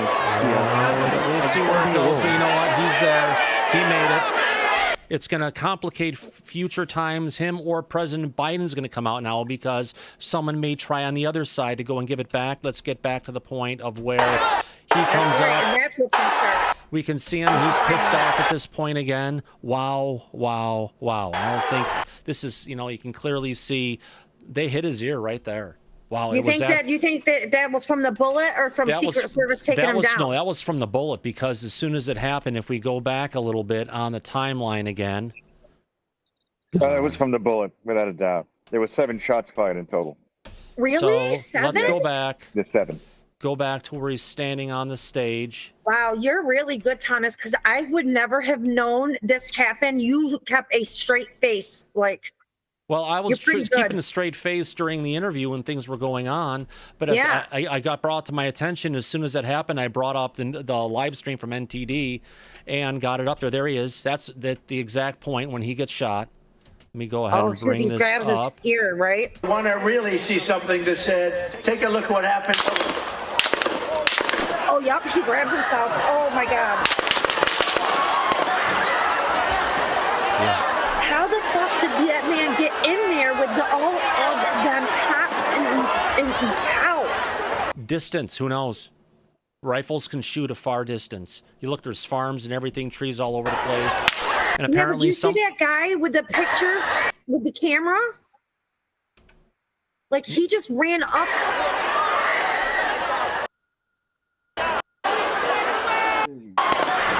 Which guy with the camera? Watch when he can that guy, the guy down on the bottom ran up to shoot Trump as he's getting up. Yeah. So yeah, as Jarod said in the back, maybe based on the number of shots, maybe some additional people have been shot. It's something it's an evolving situation, to say the least. And while we try to keep politics and everything separated from disclosure time, especially when we have guests here, we figured this was an important enough piece. It is breaking news to go ahead and cover. This is important. This is important. Well, it's unfortunately a piece of American history because former president of the United States was attempted to be assassinated on live television. That's a first for our country. It's amazing. Yeah. Well, I mean, Kennedy was killed on live TV, right? Who said that? Craig Williams says it's Pope Mobile time. Yeah, I don't think Trump is going to agree to that. It may have to be at this point in time. This is so unfortunate. We are all Americans, and this just makes me love my country more, actually. And hopefully he wasn't shot more than that one time, because he's struggling to get up and walk away from this thing. So he's pissed off. I hope he's okay. Oh, yeah, we'll find out soon. I did not even know this was happening. I was so into the show, I wasn't paying attention to my phone. Well, not just that. I got a call right before this happened that Richard Simmons just passed away as well. Yeah, I seen that. But yeah. I've just never been so into my country as I have been now. Right. And it's because of the decisiveness and people not loving each other anymore. And it's sad. Yeah, my preliminary understanding is that the shooter had committed suicide after the event. Of course, because they don't want to be questioned. And they're going to try and say mental illness bullshit. You have to have your faculties to be able to hide getting into this kind of secrecy or security, and they should be fired. Lucas, please let us know. They should be fired. Yeah. Oh, gosh, yes, absolutely. Now he's been taking off, getting him the heck out of there in a safe position. That's good to see that that's kind of moving on. And, of course, this is breaking news going everywhere, including on Fox News, NBC, CBS, ABC, you name it. It's all being covered right now on every news channel that's out there. So since we do covering news, he was shot. Yeah. Well, so I just want to say real quick that you're more than welcome to participate in the conversation at this point, but I know personally how apolitical you are, and that's why I felt it was necessary to end the interview. But if you want to be a part of the continuing conversation about this historic event, you're more than welcome to, my friend. Please. Yeah. No, I think I'm good. I was just finding it interesting that with 7 shots fired, I'm going to have to look at the video closer, but you'd think someone behind him is probably also hurt here. And I'm scouring the internet right now to see like who else got shot. At first, when he grabbed his ear, I was like, okay, could he be faking this? Is this for the votes? But then someone just shared the Twitter pic, and you can see there's a chunk of his upper ear right where it's attached to the side of his face. Like, it's missing. Wow. Yeah. Somebody must have seen that shooter and rushed him. Or no, he committed suicide apparently. Yes. He didn't want to be taken into custody. That's right. He's probably I don't even want to say it. It seems like kind of a bad aim too. I mean, 7 shots fired from not super long distance with an assault rifle, and we don't even have a single body shot. He was aiming for the head. That's what I'm saying. I think somebody probably seen him with it, and because these Trump rallies, man, these are Here we go again. You know, like the working class, hard Americans. These guys are fighters usually in here. So let's go ahead. Somebody probably seen him and probably, I don't know. I'm going to go ahead and replay the clip. We can count the shots again. Mike's already counted them. I'll trust Mike's count any day. Can you, or one of you guys, can you pay attention? Because I can't see that good at that person running up with the picture.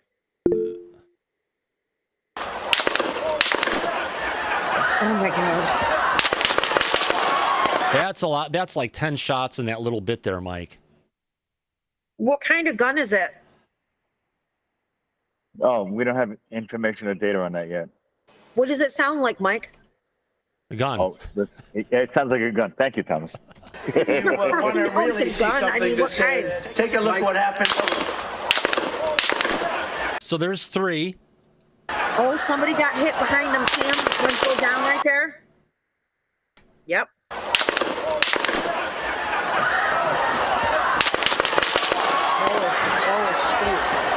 Sounds like 7 shots to me, Thomas. Okay. 7 more shots at the end, or a total of 3 more after the first 4? They were the first 3, and then the additional 4 after that. Yeah. Calderon says 4 plus 6. We're close. 7, either way, 7 total. Close enough, yeah. Oh, there's another one. But there was one more. Yeah, that was when he killed himself. That's when he committed suicide. Right. The final shot. Where do you think it was coming from? It looks like it, potentially if he was shot over his right ear, as he was. Let's get back into this. As he was facing this way, it was his right ear that got shot. He goes like, he was looking this way. He got shot over here. So potentially, whoever shot him was from that direction for where the big sign was that was going through. Laura, you have your hand up. Yes, I was emotionally just really affected when I got the news, when my husband told me. I wonder how this will be affecting, obviously, the Republican National Convention on Monday that's supposed to be held at the Pfizer Forum in Milwaukee, Wisconsin. It's so fascinating to me because now I have to go through my notes, but there was predictions about, I didn't want to bring it up, shots being fired at candidates, and they had seen different parallel possible outcomes. And it was like, okay, let's not even discuss that. Happened last month. So now I'm going to go back to the notes and see what they were looking at. Shots. Yeah, it wasn't just Trump either. So there was, and they were also getting huge turmoil at these conventions, both of them. So that's why I was kind of talking about if anybody was planning on going, don't go to it, my advice. But yeah, this is crazy. It's going to be a really interesting couple of months till this election's over with. And even after, I think, I just wanted to share that. The most recent update is that Trump is being treated at a local hospital and he's doing fine. Yeah. So that's good news. That's what we heard. That's what we thought. Anything about this? So yeah, I'm going to go through my notes now and look at what they had. They had drawings of different shootings. So that's all I have. Hello, husband and cat. Nice to see you. Yeah, wow. So. It's always something, Thomas. It's Never always something. Moment. But like usual, we have the ability to cover it here live and everything else and get into it. It's just something, when something like this goes on, it's going to be a shock for a lot of people, to say the least, on hopefully both sides of the fence. There we go. He's pissed. He is pissed.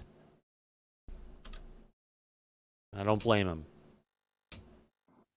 He's not really feeling the effects because it happened so suddenly. He's in shock Sudden at impact. this point, He's in shock, and he's just reacting from the adrenaline. Yep.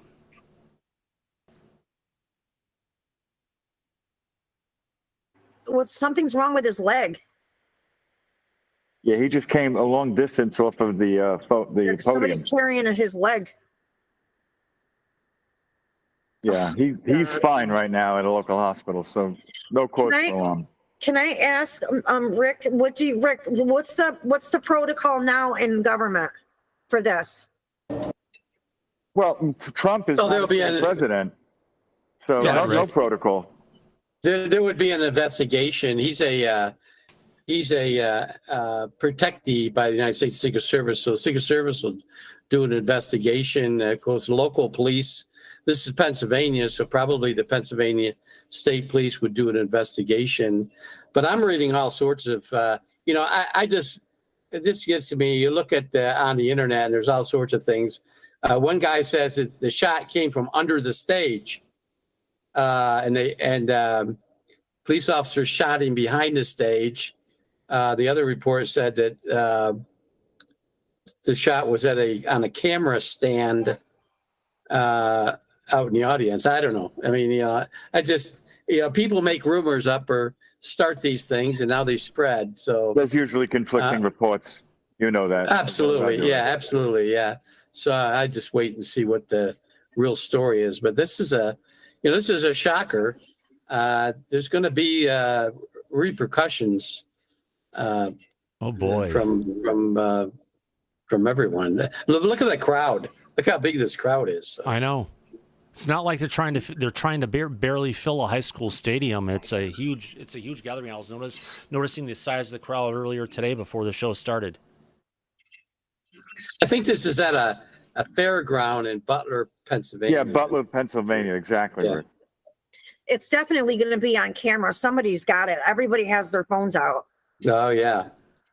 Well, it depends on where he was at. If Rick is saying if he was underneath the stage in some particular area that's there, then in that particular place, he's not going to be on camera because there's a bunch of people who may or may not. But either way, there are plenty of cameras for security and everything else. I'm sure they'll figure out. But the thing is, now it's going to come down to who was the person, getting to that person's house, all their digital things. But the person seems they were ready to go ahead and do it, because if they off themselves at that point, they know they've already cleaned stuff up, so people aren't going to find stuff. Right. Yeah. And there's going to be a major investigation. They're going to issue search warrants on his house, his vehicle, everything. And then they're going to try to connect him to a particular political party, whether it's, he's a Democrat or Republican or whatever he is. It's going to be a thorough investigation by the authorities, I'm sure. I just don't understand how somebody was able to get in with a weapon like that.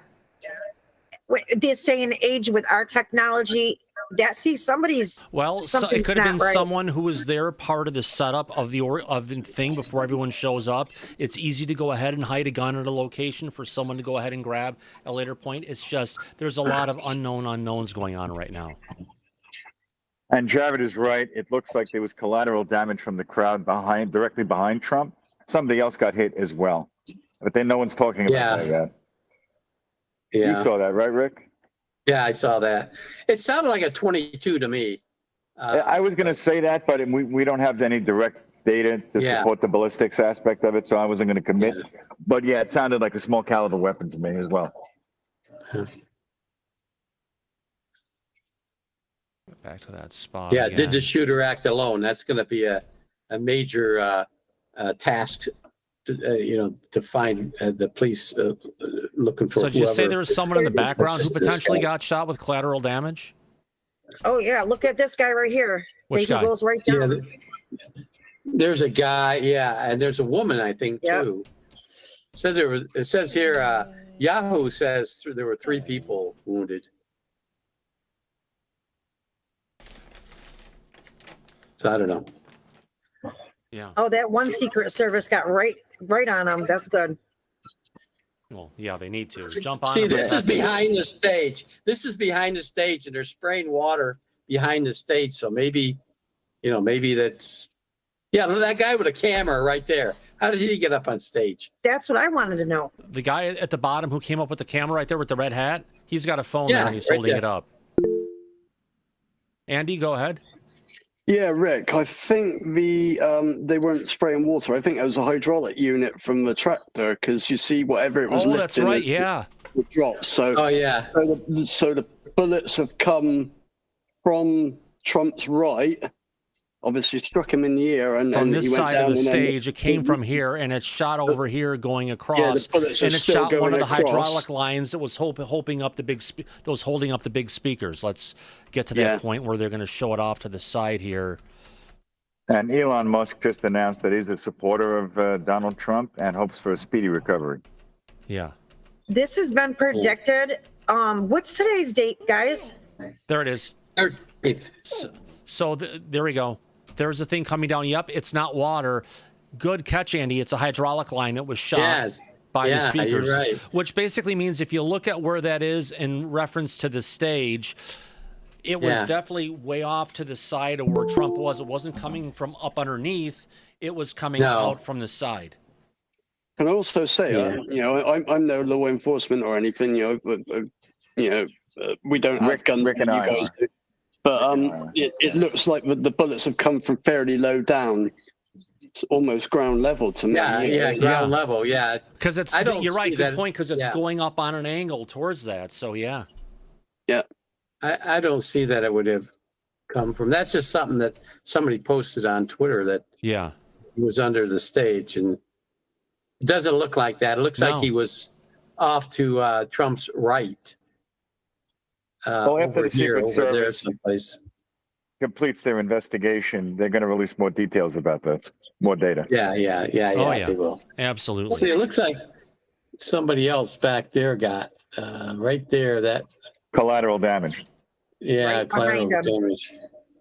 Right yeah, there. where you've got the guy here in the orange, potentially.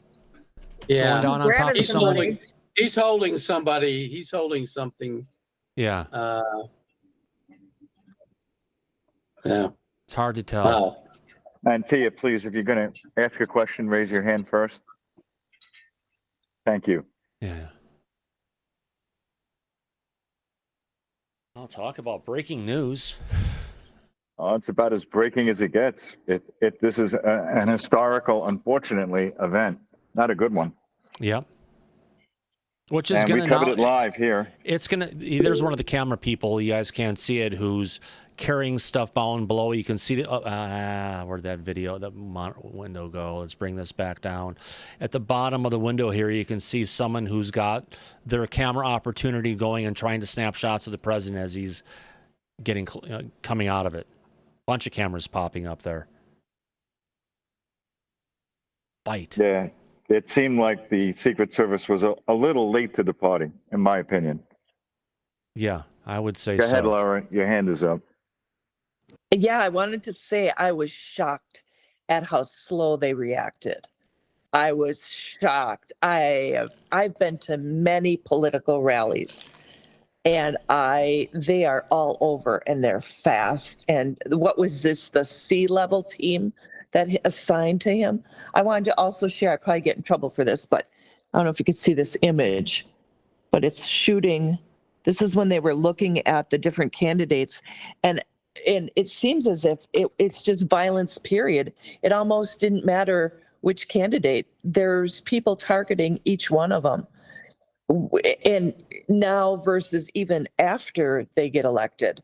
So we need to just, increase security for whoever gets in office, because this is just ridiculous. Even not just that, for future political rallies, other things that are going on, appearances, they're going to have to bring out that level of protection probably for both candidates now, because they're probably afraid of collateral attack happening against Biden potentially. Not that that would happen, but you know, some people look at some stuff as a tit for tat, whether we like it or not. Exactly. Well, the other thing is, too, Pennsylvania is a right to carry state. So I'm sure Trump is pro gun ownership, Second Amendment. A lot of the people that are in that rally, I'm pretty sure a lot of them are going to be armed. Well, if they allow arms into that particular rally, that's the thing. Well, the Secret Service would determine that. Yeah. And we don't know the facts yet of how they organize this rally. Yeah. That'll come out. Brian, you have your hand up? Yeah, this is incredible. I can say that they do not allow arms in any of those rallies.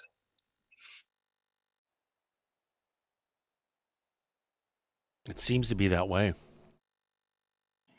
So somehow somebody got a gun in if they were screening against wearing a gun or being in possession of a gun at the rally. Somebody managed to get one in. That tells me it was premeditated and planned out ahead of time. Well, of course, you'd have to have it be.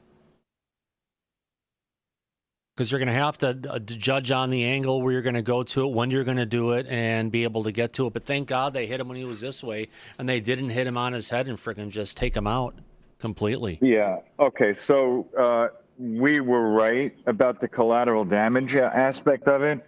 The alert just came in that right now one person is dead as a result of this assassination attempt at the rally. Oh, wow. Besides the shooter itself. Yes. Sad to hear. Sad to hear we're getting to this point. It's, as Mr. Catfish said, I can't believe it. I can't believe it either. It's just, it's a terrible situation, to say the least. Wow. They said it's going to be it's polarized. But you know what the thing is? The problem is we have so much hate that's being generated from both sides of the fence. It's just sad to see that kind of stuff spin into what we're seeing today. Well, you and I, if you remember, we've been talking on the show about the upcoming presidential election for months now. And one of the because points everything with disclosure is shut down until the election happens. Yes, we were the first to break that. Oh, yeah. Oh, and by the way, UPADA 2.0 came out today, but nothing's going to go on with it until after the election has been decided. They've got the language, correct. It's back, and if it comes out and they're going to deal with it, it's still going to be blocked by the same political people. Mr. Mike Turner, we're looking at you, my friend, in the House of Representatives, and he's going to stop it from going forward. So they've got to do something to go ahead and break that through. Maybe a change in presidency will allow some of that stuff to go on, because that will prevent people like Lloyd Austin from getting in there and going and, if you want to call it, lobbying against the passing of this historic bill. Jarod, that's actually a pretty funny point. And to answer your previous question about a 3D printed gun, that may very well be the case, but you can't 3D print bullets. They have brass casings. So the bullets themselves would have been picked up and detected at the rally if they tried to get through screening. It'd have to be something that was potentially placed there ahead of time, so it's not going to have to go through security with everybody else that they're passing through. Yeah, Jarod, that's a good point. Freezer, your hand is up. Go ahead. I agree. Obviously, to get a gun there, it would have had to been before everyone got there. Like, I don't understand how like this could happen. I don't get it either, Freezer man. That's a fact.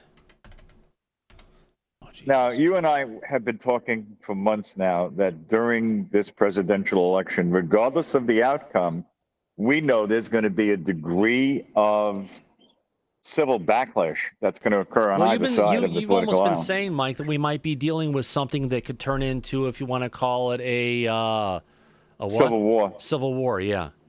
Right. And it seems like everything that we've been talking about is starting to come true, unfortunately, to this country. It's a sad event. that something like this would take place in the 21st century of 2024. So it's not something that we're happy about, but it is something that you and I have been very well aware of for a while now. Yeah.